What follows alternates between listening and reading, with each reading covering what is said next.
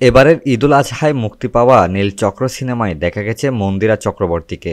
সিনেমাটি মুক্তির পর তার জনপ্রিয়তা বেড়েছে, একই সঙ্গে অনেক প্রস্তাবও বেড়েছে বলে দাবি করেন এই অভিনেত্রী। জানিয়েছেন নীলচক্র মুক্তির পর মাত্র কয়েক সপ্তাহের মধ্যে 7টি নতুন সিনেমার প্রস্তাব পেয়েছেন তিনি।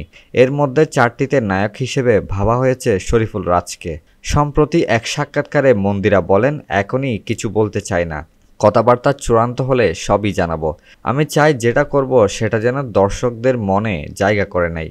আমি নাচের মেয়ে, এখনও এমন কোনো সিনেমা পাইনি যেখানে ঠিকমতো নাচের স্কিল দেখতে পারি। আমি যেমন পিওর রোমান্টিক গানে পারফর্ম করতে চাই, তেমনই চাই আইটেম গানেও নিজেকে তুলে ধরতে। কাজ নিয়ে তাড়াহুড়া নেই মন্দিরার, ভালো কাজের মধ্য দিয়ে নিজের জায়গা গড়ে তুলতে চান তিনি।